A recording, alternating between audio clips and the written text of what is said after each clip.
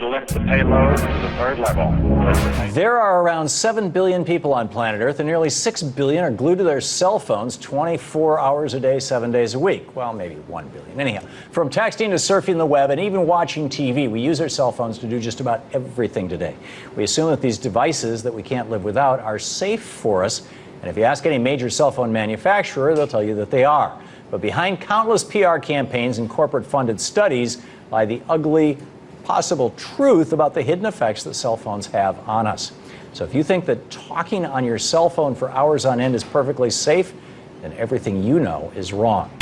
We have an announcement finally on whether cell phones cause cancer. It's something that could affect all of us and our children. Scientists from the World Health Organization have been reviewing studies for the last week or so. I want to bring in our senior medical correspondent, Elizabeth Cohen, who joins us live with the findings. Essentially, what did they find? The World Health Organization says that the radiation from mobile devices like cell phones is a possible carcinogen to humans.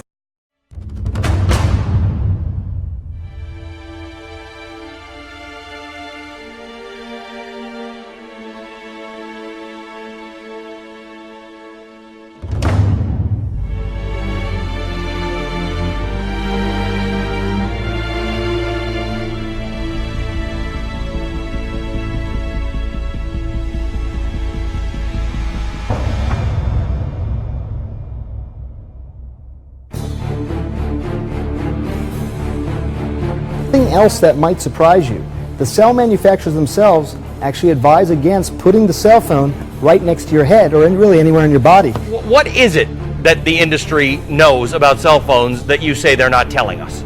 Well, they know that cell phones are two-way microwave radios and that you should never hold them close to the brain or body, and that's what the fine print warnings tell us.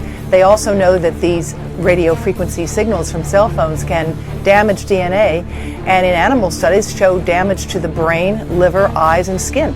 In children, their skull is thinner, their scalp is thinner, so the microwave radiation can penetrate deeper into the brain of children and young adults. And their cells are dividing at a much faster rate, so the impact of the microwave radiation can be much larger.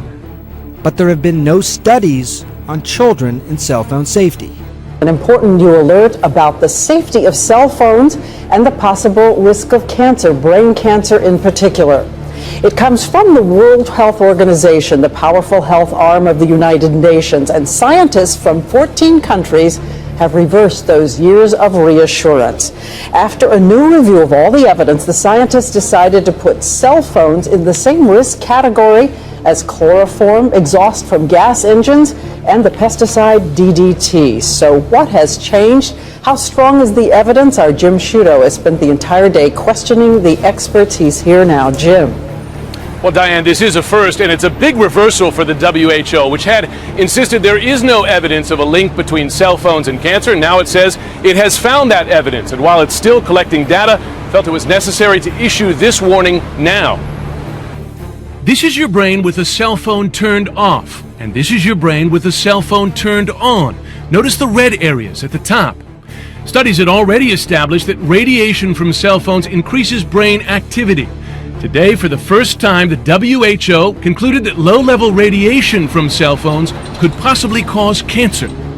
A 2010 study they examined showed participants who used cell phones for more than 10 years had double the rate of a rare type of brain tumor called a glioma.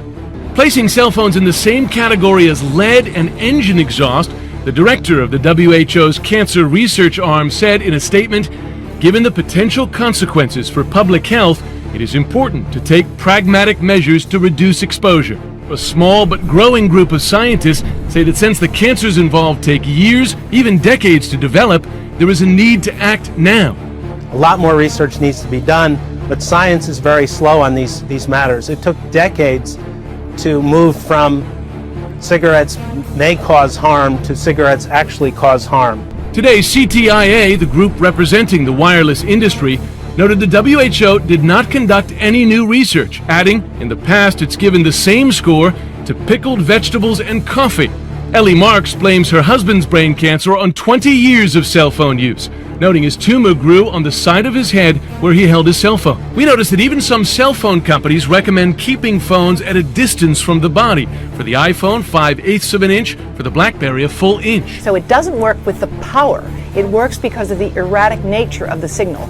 And studies conducted in Europe in 12 different laboratories have shown that the weaker signal from today's modern phones can actually be more damaging than the signals from the earlier phones, because the pulse digital signal disrupts the membranes, weakens the blood-brain barrier, and that's why it can damage DNA.